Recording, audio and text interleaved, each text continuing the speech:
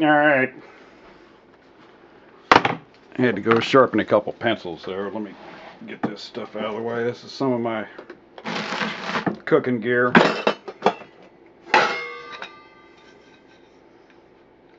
Stainless steel bottle. Great for boiling stuff. I made beans in that last time. Cannot have too much line with you. Okay.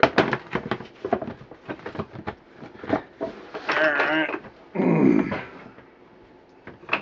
Clear up the spot here. Alright.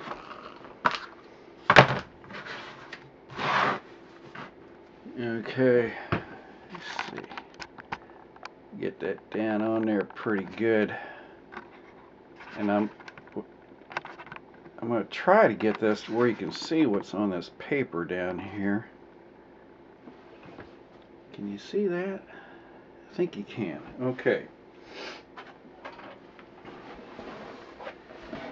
Now, I really just hate to do this to anybody, but what we're going to do here first is get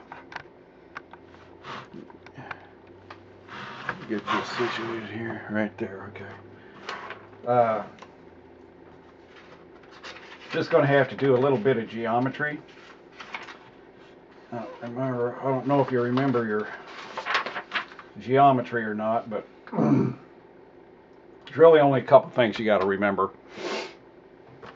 What we're going to do here is we're going to discuss this little tarp shelter. It's made with two very cheap tarps.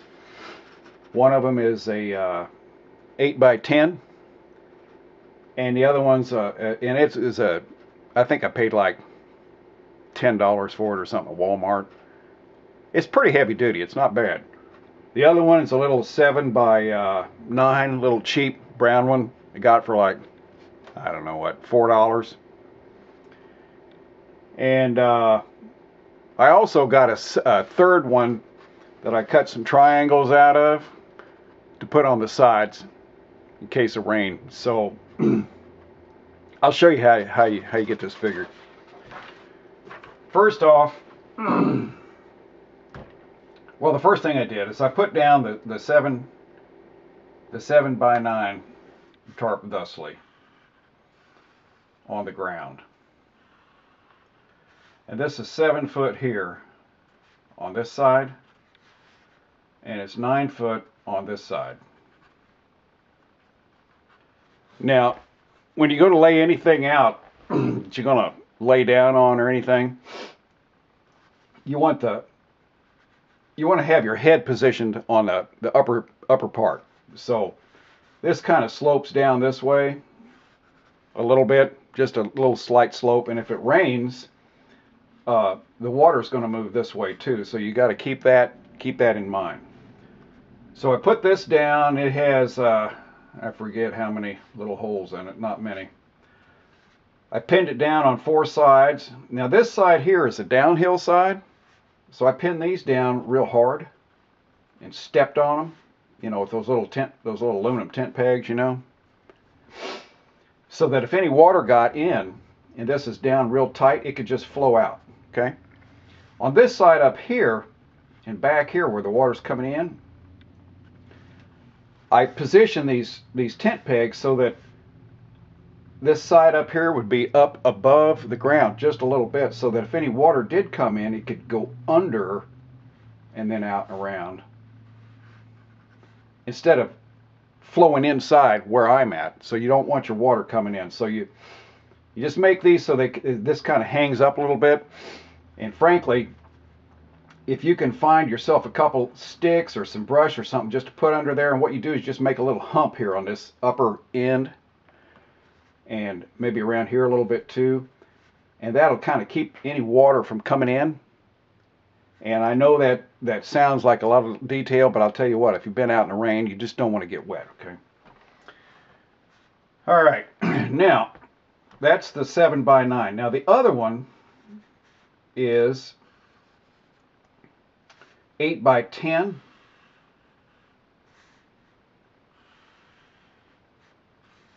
and it's 8 on this side and 10 on this side. And it has, you know, some grommets in there. I had to add some grommets. Just get a grommet kit and just add them. They're quite cheap. You can get them at Harbor Freight or, you know, your favorite outdoor store.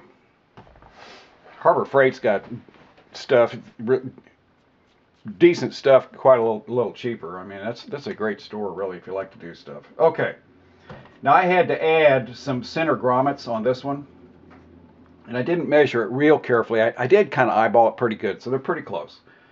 So what I have here then is I divided this 10-foot area in half by these two grommets. So on this side I have 5 foot on this side and 5 foot on this side. Okay? So if I'm going to make a triangle out of this, and if I put it up like this, I have 5 foot here and 5 foot here.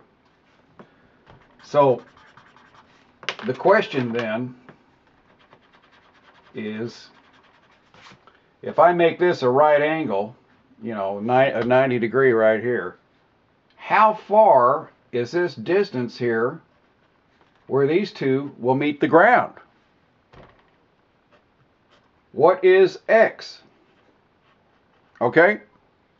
So, you got to remember your high school geometry. I had to go look it up. I kind of remembered a few things. Anyway, when you have a triangle that has a right angle on one side, it's called a right triangle. And it's an isosceles, and I don't remember, I think it's called a right isosceles. Anyway, I've got even sides on this side, and I got the right triangle, the 90 degree corner here. So it's, you remember this? A squared plus B squared equals C squared. Everybody remembers this, okay? So here's A, here's B, and here's C down here. We want to solve for C because we want to know how long this is across here. Because for crying out loud, we take this tarp, we put it up, we want to know, and if we put this up, it's 5 foot on this side, it's 5 foot on this side. We want to know how far it is between here so we can have an adequate tarp to fill it up, because we are not going to sleep on bare ground, okay? So A is 5, B is 5, equals C squared, okay? So if we got 5 squared plus 5 squared equals C squared. 5 squared is 25, 5 times 5, plus 25 equals C squared. So that's 50 equals C squared. And so we just go the square root of 50 equals C. And I don't, you know, you can get on your calculator and just put in 50 and then hit the square root sign.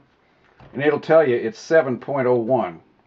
But 7 times 7 is 49, right? So that's real close. So that's it. 7.01. I'm going to call it 7. But if you figure this 0.1, it really comes out to 0.84 inch. So it's kind of like 7 foot and 1 inch, which, believe me, that's close enough. You don't have to be real accurate on this. We're not, you know, building something out of stainless steel, okay? So anyway, C equals about 7. So luckily, this 7-foot tarp then will fit almost perfectly between here and here. Okay, so we know where we're at. Now the second question is, if you have a triangle with a 5 foot and 5 foot and 7 foot, how tall is the distance between this point here and right down here in the middle? Well, okay, you solve for height on a triangle. And I had to look this up again too. I forgot. Let's see. It's the same formula. It's b squared plus x squared equals h squared. And b in this case, since this is 7 foot across here, right in the middle is going to be 3.5, so it's 3.5 plus this is 5 equals, or no, this over here is 5. Sorry, got ahead of myself. Boy, that's sharp. I just sharpened these pencils. I don't know if you can you see that on there what it says on those pencils? Get that up there closer. I don't know if you can see that or not. Not much light right over here, but interesting pencils. Can you see that? I don't know where these pencils came from. I got a couple of them here. Maybe you can see that.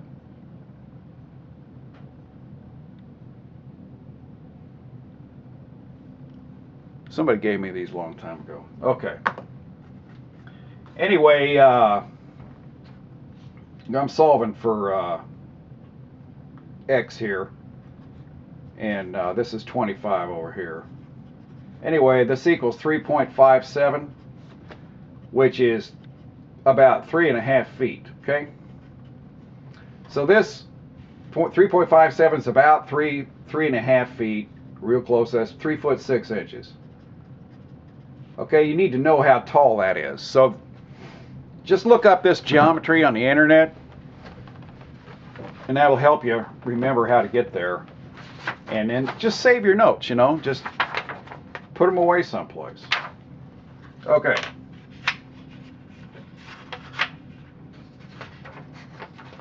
So now that we know what's going on, so actually, okay, I'm going to change my directions here slightly. My downhill is going this way and this way. So I laid my tarp out like this, and that's 9 foot this way and 7 foot this way. And since this is the downhill side down here, I pin these down real tight. You know, I put some of these little tent posts, little aluminum tent posts. They're like, what are they, 50 cents each or something. You just need a whole big old gob of these. And I just stepped on those because if there's any water does get in there, I want it to be able to flow right out. Okay. Now on the upper hill side, I left them kind of up slightly and kind of tugged these up and then stretched it out so they would kind of hang up a little bit. So if any water's coming down here, it'll tend to go underneath it. And also right in here, just lay a stick in there or a little brush or a little grass or something. Give it a little bump there. So if any water does kind of come in this way, it won't come in on you. You just want this kind of just raised slightly, and it's not that big a deal. Now what I also did is I laid a little part of a tree I found right out there, right along here. And I don't know if it really helped any, but I'm just looking for anything to move rain off. Because sure enough, it's going to rain, okay? And if you want to get really industrious, you know, you can dig a small little ditch across here if you have a little shovel or something. And it'll kind of just move stuff away around you, you know, a little way this way and this way. I'm not that industrious most of the time. I just usually just do this. Okay. So there is the mat or the tarp on the ground, and what that does is it keeps everything down flat and it keeps the water off of you. The other thing is that even if it doesn't rain, it's going to get damp and wet under here. And if you're down here on the ground and your sleeping bag and a little mat or something, you're going to get wet anyway. Secondly, you don't want all kinds of bugs and stuff crawling all over you. So that's why you do that. Okay. That's your ground tarp. Now, the next thing we're going to do is we're going to put our 10 by 8 foot tarp over this. So this is 9 foot, so this is 10 foot, so it's going to stick out just a little bit on both sides. And you pin this baby down pretty tight down here.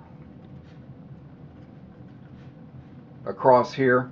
Now this under one on the upper side is pinned down loose and up a little bit so any water might come under it. The tarp that's going to go over it, kind of like that, you know, that one we pin down real tight because we don't want anything coming under that if we can stop it. This bottom one will stop it. So okay, you pin that across there good and tight. That's why you need a whole bunch more of these little aluminum tent pegs. Or you can make them out of welding rod. If you got a bunch of welding rod around, you can make some.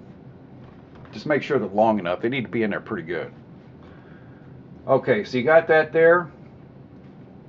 Then this is going to come up like this. It's going to be 5 foot up like this. Then it's going to come down 5 foot over here. And the bottom distance here is going to be 7 foot, which we've already calculated, okay? Here to here is 7 foot. So this is going to go up this far, right in the middle. It's going to come down right here, okay? And that'll give us an enclosed top. It'll come down right there, okay?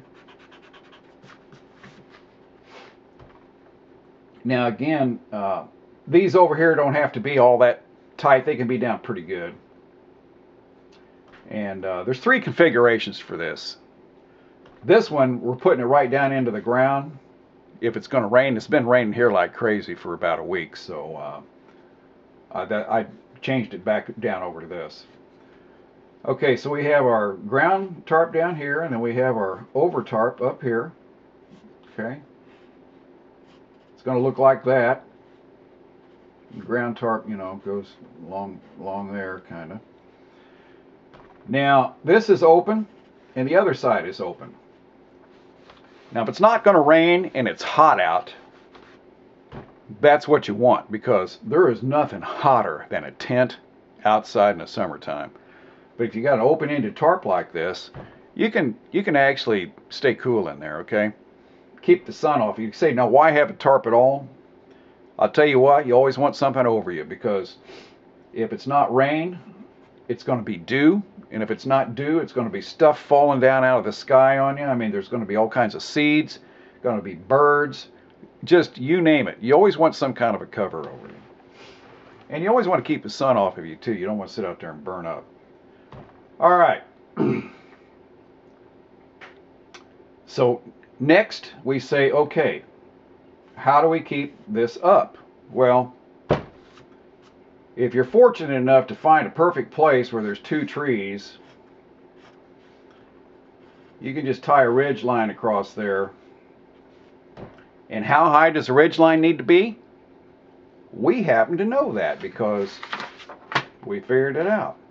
We want that line to come up here at 3.5 feet, 3 foot 6 inches, because we figured that out with our geometry a little earlier. Okay. So actually, I would tie this up a little bit higher than that, a couple, 2, 3 inches higher, because it's going to sag a little bit. I don't care how tight you tie that; it's going to sag. Okay. So that will work. Now, what I have done is a little bit different, because invariably I throw this up fishing. There's not any trees around there near the bank. So I just take some PVC pipe with me. You can buy 10 foot for $1.49. So I get 1 PVC pole on this side and 1 PVC pole on this side, and I got 4 footers. And the reason I have 4 footers is because this all sags, and okay, so anyway, just set one of these poles up there, and then take another one of these little tent peg things, little aluminum ones, and drop it down in here. This is 3/4 inch PVC, and that'll hang it there real good. So then you run 3 guy lines out with some paracord and more of these. Now, so you do one on this side, and kind of tilt this in a little bit so it just sits there for a minute. And then you put another one of those on this side, and you put 3 guy lines out with paracord here. And you can use these to get started with. But there's going to be some real tension between here. So you need to get some of these bigger ones. Let me see if I have one here. Somewhere.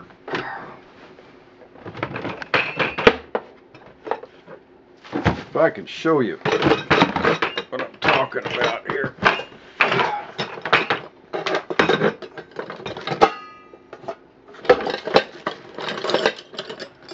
Okay, here's these smaller ones. Real light aluminum. They kind of bend sometimes. You can straighten them out. They're pretty good. I don't know how long that is. And then you need at least 2 of these bigger ones. These are aluminum. This is heavy steel. And you always, of course, take a hatchet of some kind. This is a new one I got here. It's a just camping hatchet. It's got the back side is a hammer, and that's primarily what I use that thing for. You want at least one of these on both ends in the center, because this is going to take some real tension across here. Okay, the big heavy ones. I think you get like 4 of these for $2.50 or something like that. You just got to shop around.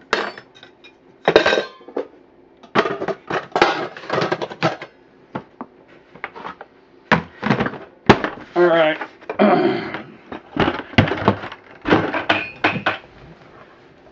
So these are kind of laying there loose and everything. So then you take a line,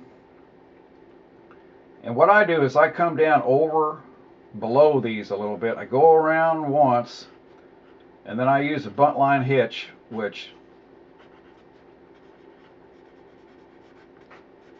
I'm sure everybody's going to want to argue knots. But I use this hitch a lot, and it is very reliable. One of the faults with this hitch is that it tends to bind, and that's a good thing. That means it's not going to come loose, okay? And it'll slide. If you do it right, it'll slide down on there real good. You can get it down on there real tight. It's not coming off of there for anything. And I always use put a loop in there, you know, so I can just yank it out loose. Okay, so you got that there, and then you come around here, and you tie it off up here, and you come around here, around this little thing here, and back. Then you come in here, and you use 1, 2, 3, 4. Then around here, 5. Taut line hitch. And then you get this up here, and you pull that taut line down a little bit until these are all standing. Then you come over here, and you got taut line hitches on all these. And then you start adjusting these until you get this standing up right here. And make sure these are kind of evenly spaced around. This right here is a 3/16 nylon. These are paracord. And you know what these are. And this middle one here is this big heavy one. We know what that is. These other ones here. And I put 2 on these, each of these, because there's a lot of pressure on these. I put 1 in this direction and 1 in that direction, because I don't want anything coming loose. And they're still going to come loose. You got to go around, step on them once in a while, and recheck the tautness of these guy lines out here, because things stretch, you know. Okay, so you get these up here, and then you taut this up some more, and then you get these out here. You're going to end up with these kind of leaning in just slightly on both sides. At least mine usually do. And that's okay. And then I'll tighten these up, and you kind of lean your shoulder against this and push with your shoulder, and you pull these up tighter again. And just kind of do it on both sides. Make sure you get these kind of up, you know. And you leave about 1.5 feet on each side here, so your tarp then is pinned down behind here. Then it comes up like this, goes over this line, and then comes back down like this, you know. And here's the front end. This is the downhill side, so you pin these down good and tight. Actually, these you pin down good and tight on everything. It's the ground tarp that you make them loose on the uphill side so water can go under them. You make them tight on the downhill side, so if any water gets in, it'll flow out. So I always take these, you know, just I usually end up having to use them anyway. So you get those all up there, and I take another one of these and I put it into the ground right here, and I'll put a piece of paracord around there, and right here I'll use a constrictor knot.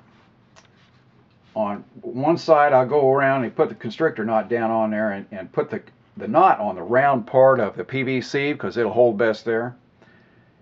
And I have these. I usually use 18-inch lines, hookup line. These here, these guy lines on here, I have a whole bunch of 8-footers. When I get paracord, first thing I do is I cut it 8-foot lengths and burn the ends. Now I wrap each one up individually, so you've got them handy. Now let me just show you that if I have one here.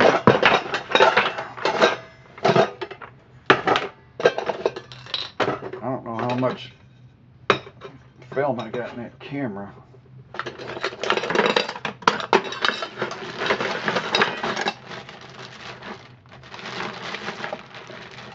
Well, I don't think that's. Okay, I get 8-foot lengths and I just tie them up like this. You need a big old gob of them. I usually take about 20 of these, and then about 20 18-inchers, burn on both ends, because you're going to come in handy. And then about 24-footers. So if you got 20 each of those, and you need this line across there, this 3/16-inch nylon is really good for that. Nylon will stretch a little bit at first when it's new, so you got to keep track of things. All right. So this will do pretty good. This particular tarp has a I think it's every 2 feet, 1, 2, 3, 4, 5, and then down here in the corners it's got a grommet. I put an extra one up here in the middle, or pretty close to the middle. You need a couple of them up here. So then what you do is you take some of your shorter paracord, you put it through here out to here like this, and you put a taut line hitch on there and you cinch that up. You might do it on a couple of them like that. So you pull the top of your tarp over this way a little bit, and you do this one over here. And what you do is make that nice and taut, see, so it doesn't move. And then you go in and you adjust this again and tighten it up. Then you adjust all these again and tighten them up. You go around and make sure all these are in the ground real good. You put double tent pegs here and double tent pegs here, because these have a lot of pressure on them. Put a great big old one here in the middle on each side. Or you can put bigger ones out here, you know, it just depends on what you have handy. I had 4 of these, and I lost one. I have no idea where it is. I looked all over for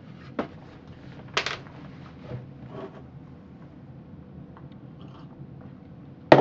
By the way, these little steel canteens, just set them right down there in the campfire and the coals. You can cook anything in there. I cooked beans in this the other day.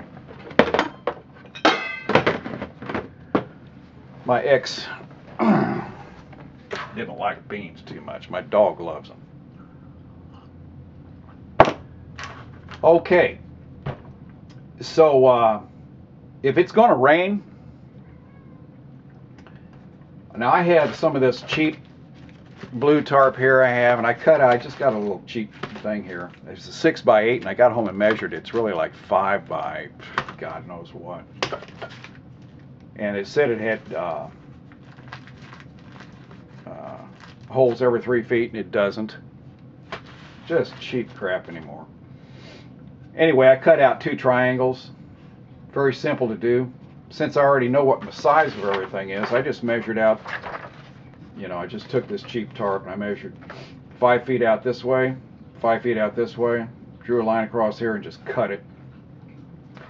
And I put a piece of duct tape along the bottom here. It's kind of reinforced it. Duct tape does not stick very good to this stuff here. And so I had some, you know, some holes across here, a couple along the bottom, and just make them up. It'd take you a little time. It's very cheap, and you can get these grommet kits. Here's one I got somewhere. They're like $3 or something. You get a bunch of these. And I got another one from Harbor Freight. It's very simple to put extra grommets in these tarps, and by all means do so. Just show you real quick. These grommets come in 2 parts. It's got the one part has the you know, the little cylinder comes out the front that goes down here. This is a hole punch. Just take a little hammer, what you always have handy anywhere, some kind of hammer. Put it down right where you want it on your tarp and just punch yourself a little hole. Then you put this die underneath the hole, and then you put this here, and then you put the hole down over there. Then you put your tarp on top of this, the hole, and then you put this on top of the tarp with the rounded side up.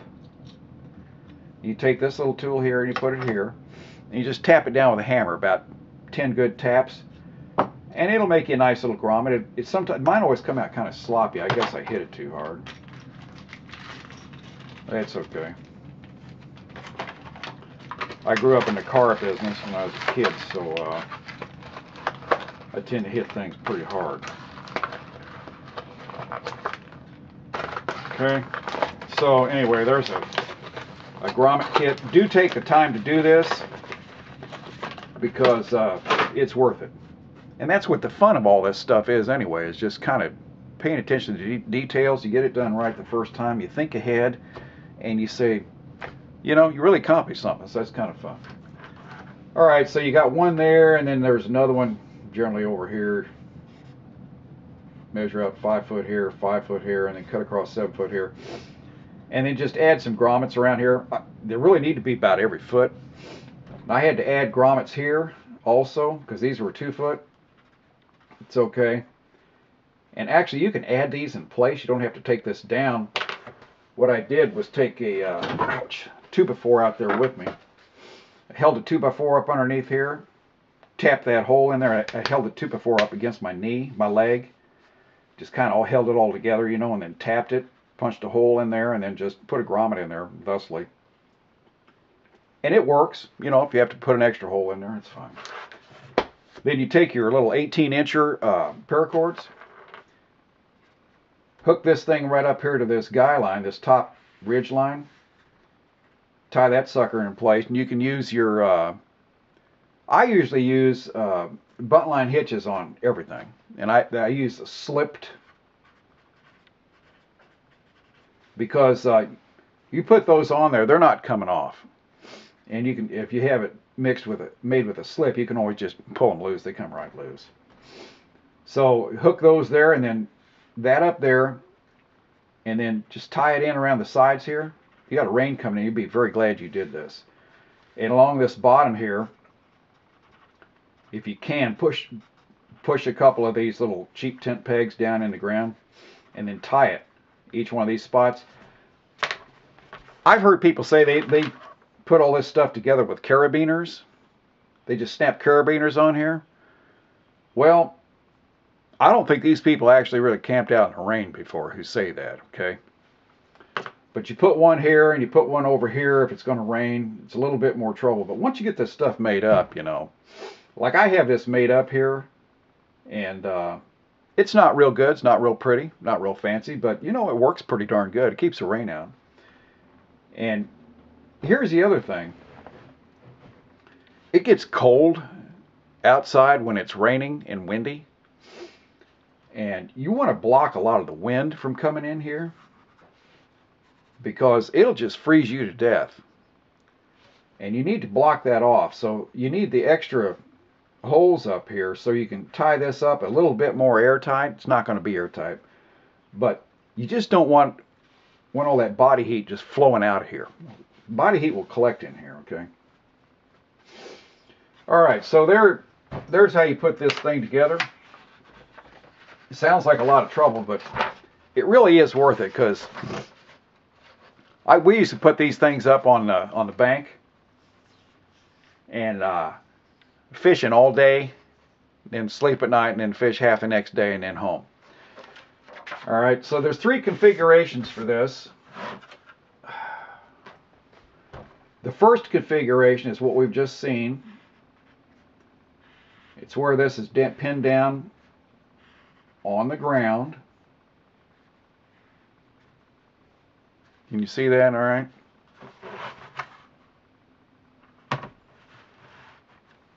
And we have our, our supporting posts out here and our guide line going through there, our ridge line.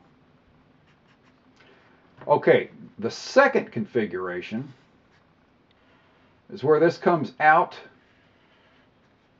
above the ground. This is the one I prefer. If it's not going to rain, it's not cold. There's your 7 by 9 to 7 foot on this side, 5 foot here, 5 foot here. These hang out quite a ways out here. And what you do to make this work is I have some other PVC pipes. They're about 2.5 feet tall. And I set it here down on the ground. That holds this up. And I slip one of these tent pegs down through this grommet down into that PVC, and then I take guy lines out, 2 of them, one here and one here. And I do the same thing on this other side.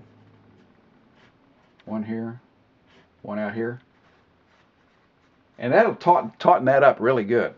So you have open sides here, open here, open all around, and that'll keep a little bit of sprinkle off here, or keeps the dew off, keeps the sun off, everything. And these are pretty good size. You can put about 4 kids and an adult in there if you want to. And if you can get your dog to go inside, he'll fit in there too. There's lots of room. You can put all your gear up here, and you can put your little mat and your sleeping bag over here. And you make sure you always got your head uphill, so your head is higher than your feet. This one here is the same way, and this is actually the way I did it first, and I had to come up with this one because we got in the rainy season. Okay, so anyway, that's how this one works. So this is up, and you can sit in there comfortably. You can look out. You can pile all your gear in there. You can also take another little tarp and put across the side here, which I did, to kind of keep the wind down on this one side. And again, if you've got enough grommets in here, you just tie it on with your 18-inch paracord. And I use those little 18-inch paracord. I tie up everything with those. I mean, there's nothing better. Everybody wants to use carabiners and the clips and all this stuff that costs like ridiculous. I mean, $2 for a carabiner. They ought to give those things away, especially if they got somebody's name on them, like Field and Stream. I think I have one in the truck. I tie the dog in the truck with it. All right, so that works. This works, and I also have some other of these that are about 10 inches high. So the third configuration is that this comes up 5 foot and comes out this way. This might slide down. You can kind of loosen this and slide it down a little bit. It's still about 5 foot by 5 foot. But this comes down a lot closer if you feel like you need a little more privacy. Same kind of deal.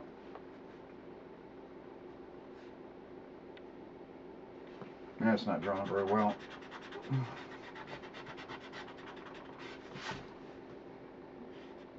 Okay, and this comes down more. There you go. And you just guy it out here in a similar fashion. And you have your ground tarp here. This works very good. Both of these two, this gives you a little bit more privacy if you need it. There's more people around. You can get in there. You still got a lot of airflow here if it's hot outside, which most of the time it is, which I don't like tents in the summertime. They're just too hot. And so this one for rain, and it's not going to be that often, but you know, it's all right. This one has kind of open in the front. This is fairly flat over here. This is just a little bit of a downward angle here. And there's all kinds of stuff falling on here. You'd be amazed. You can be out on a sandbank on a river, on a sandbar. There'll be all kinds of stuff up here. Bird dew, you name it. Okay. So there's your three configurations: rain, open, and then down here if you want a little more privacy. And sometimes I'll put this down here at night too. If there's other people going by on the river or something, you know, it's none of their business what's going on up here. Okay, and then you got your poles out here. You got your ridge line through here. And then you got your three guy lines out here, one on each one of these. You got your heavy one, at least one heavy one out here in the middle. Then you got a guy line here, guy line here. Then here's your ground tarp. You got it pinned down pretty tight on the bottom part. On the upper part, it's tipped.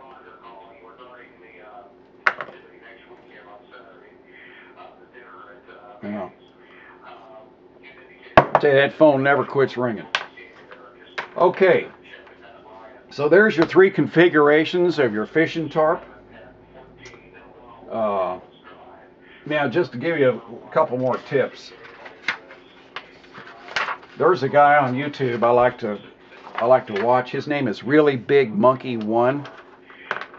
This guy is a superb camper woodsman guy, and he just excellent. Okay, and I would watch all of his videos if you can. His name is his YouTube channel is Really Big Monkey 1.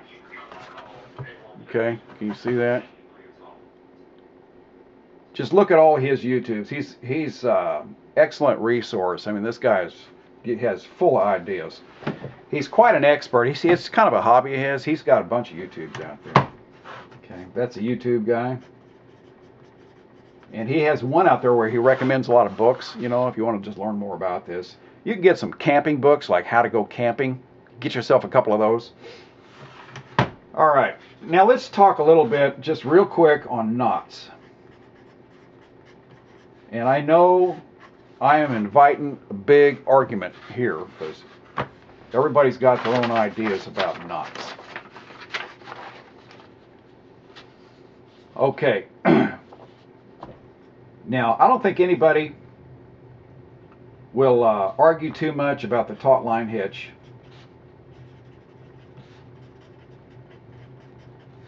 You have to have that. That's the one you slide down a line to tauten it up. The second one is the bunt line hitch. There goes the phone again. I told you that phone doesn't quit ringing. Same guy. Okay, the bunt line hitch is what you put on the end of things to tie to. Taut line hitch will tauten things. I always make these slipped. And then the third one you need is, of course, the bowline.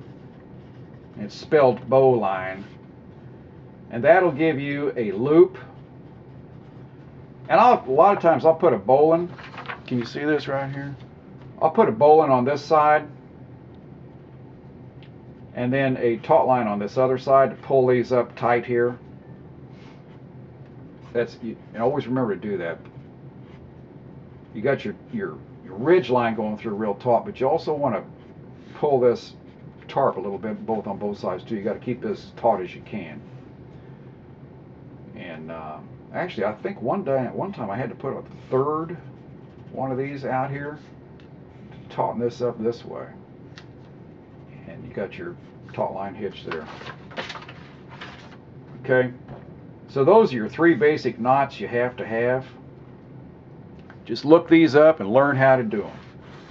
You need to be able to do these in your sleep, so practice them.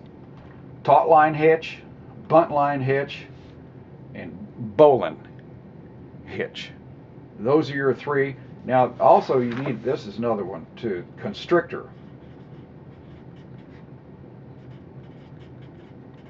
Called the constrictor knot. You need that one too. That's very handy. What that is, it's a knot. It goes around a couple times, and then it's got a little half hitch underneath this one that goes across the top. And you pull this thing, and it tightens on itself like a boa constrictor. I guess that's why they call it a constrictor knot. And that's the one I use down here at the bottom of these poles. I have another one of these little tit pegs down here. I put a constrictor knot on there, and then on the opposite side, I put a square knot. And I guess you need to know how to do a square knot too. But square knot's a very unreliable knot, but it's okay for like tying your shoes, stuff like that. Okay, so that's important. You need to have some reliable knots that you know how to tie and that you know work, and you know which to use in what situation. The bowline, this is called the king of knots. Okay, and that's the one that just gives you the loop. That loop will not slip, and they'll almost never come undone. They'll come undone underwater sometimes, but only because there's just slight movement and so on like that, you know. Normal usage, if you're using them, they won't slip. This is actually the one they teach you in the Navy. You tie around your waist, and you tie a bowline knot on there, so they can pull you up out of the water, and it won't slip. Now, if you had a knot on here that slipped up and down here, by the time they're pulling you up out of the water, that thing slipped down tight, you'd have all the air pushed completely out of you. This thing would like strangle you by the time you got out of the water. So you need to know how to make this bowline knot. Excellent knot. It's called the king of knots. You can always start with a bowline, but you need the taut line. That tautens things up. The bunt line is a good one for wrapping around something, and put that bunt line on there, and then you can kind of snitch it down a little bit, you know, and pull. Excellent knot for tying to trees and these poles and these little standing poles here and everything. Okay. All right, that's the good beginning. So in a little bit here, I think it stopped raining, I think, last night. It's even snowing yesterday, for crying out loud. So we'll go out there and take a look. Right now I have it, this configuration here. I put this up out here in the yard for the kids. And I started with this one. Started raining, I moved to this one. I did this one too. You do all 3. I actually kind of like this one a little better if you just want to like hang out and take a nap. But if you're looking at, here's the thing you do. You get this up on the bank and you're back from the water quite a ways, and you put your lines up here. That's what I do. You can have 3 lines out here, out into the water. You just sit here, fool around, listen to the ball game, and watch your lines, okay? Now, oh yeah, here's one other thing here too. It's probably kind of important. Okay, there's your knots. Taut line hitch, bunt line hitch, bowline, constrictor knot, and a square knot. You can go through life with those right there, probably never need another one. I know everybody under the sun is going to want to argue knots, and just forget it. I'm not going to argue knots, okay? I just noticed something right here. If I can get this down here and show you in my junk pile here.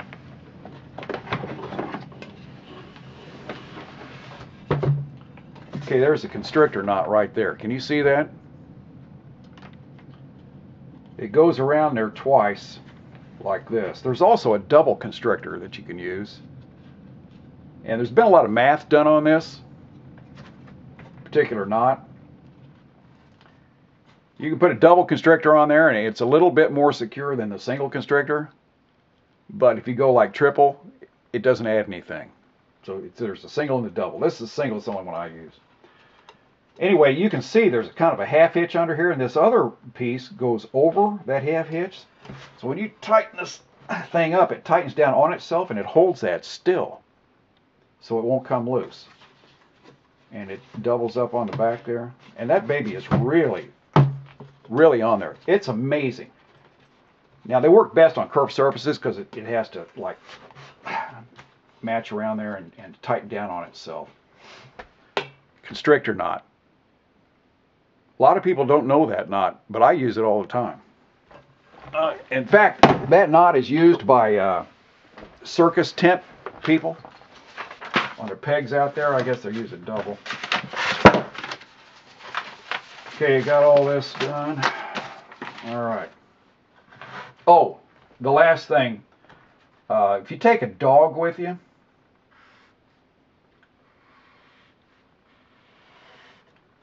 I just had a couple ideas on dogs.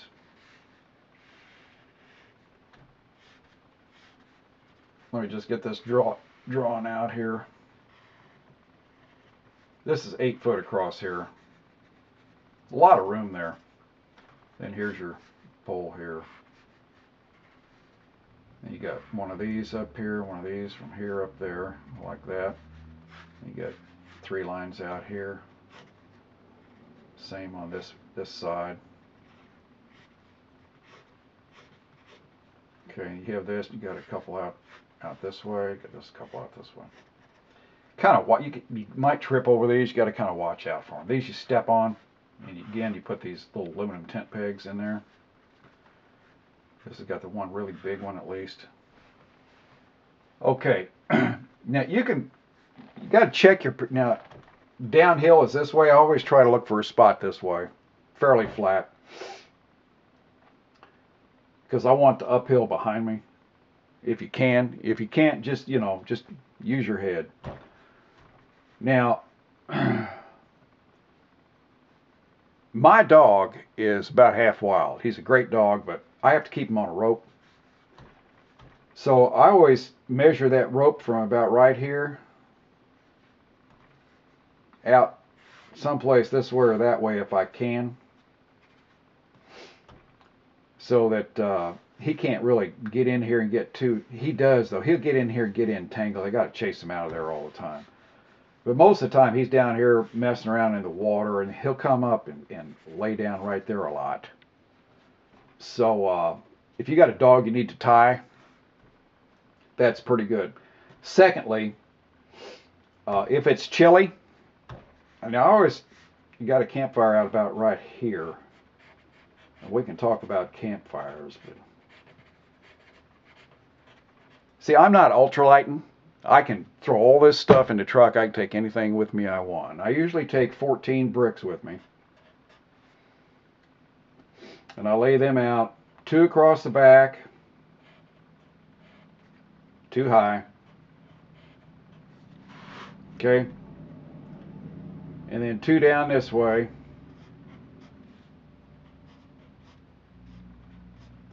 And then 2 in the middle this way.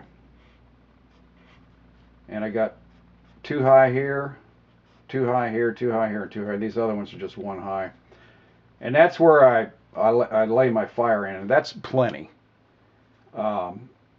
This one place I go, I have to take some firewood with me. I got to go hunt it down first, but you can. This is perfectly adequate if you have some decent wood. Just use your log cabin type fire. Put some hardwood down on the bottom, either oak or a maple or walnut, whatever. Put about 3 layers of that in there. Then your tinder, and you need a lot more tinder than you think you're going to need. Any fire, and then your kindling, and you're going to need a lot more kindling than you think, and you're going to need about 2-3 more fuel. Fuel is about 1 inch to 2 inch wide. They say wrist, and it should be hardwood if you can find them. Anyway, that'll lay down in there, give you a real nice bed of coals. You can lay I take a iron Dutch oven with me, 10-inch, and we usually start stew or soup or something in there, or sometimes chicken, and just lay it down in the coals. And sometimes I'll also take a bag of charcoal with me. and for cooking. And of course I got the little messed kit, and sometimes I take a little skillet with me too. And I take a little cutting board, and I take a kitchen knife and a fillet knife. I'm not ultralighting here. The truck's parked right back here. But I do not skimp on creature comforts for having decent food. I also take a couple of 5-gallon buckets to sit on. And I stow a lot of gear in these 5-gallon buckets too. I got all my camping stuff, or all my cooking stuff, in a 5-gallon bucket. And this stuff here, you can roll it up and put it in 2 or 3 5-gallon buckets and just throw it all in the back of the truck and you're ready. I always take a cooler, and I take some extra food, and I always take a percolator with me, because I always want some good fresh perk coffee. And you better have a really good bed of coals here. This coffee's not going to perk. Because it needs some real heat. If you have trouble getting heat out of a campfire, just get on YouTube and start studying, because there's a real art to making a fire that'll actually burn. And secondly, to get hot enough to actually cook anything. And thirdly, to last long enough, so that if you bring this to a boil. And I showed you this other little steel clean canteen, I think it is. I always set it down here in the corner. I have like water in there. Sometimes I'll put already soaked beans in there. I take them with me. I just set them down on there. Cook them. Beans have been soaked all night. Just take them in there and cook them. They need to cook for a long time. 2-3 hours. It's unbelievable how long it takes to cook beans outside. The problem is getting enough heat.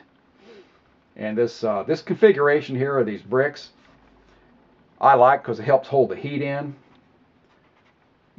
As you know, probably from your Boy Scout days, fire needs fuel, air, and what's the third ingredient that a fire needs, everybody? It needs heat. And that, my friend, is where you run into trouble. If you don't have enough heat available, these big sticks are not going to burn, okay? And you're not going to get any coals.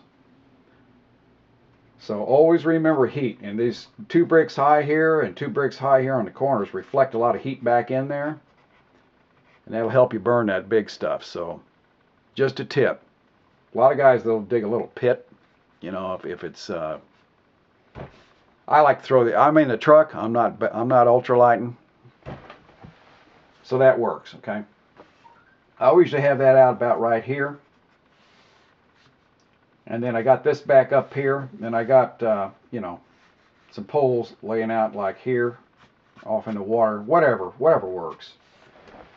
And I usually try to get a transistor radio with me. And if I can pick up a ball game, I'm just in dog heaven. Okay. Also take some like extra food. If you got kids with you, take hot dogs.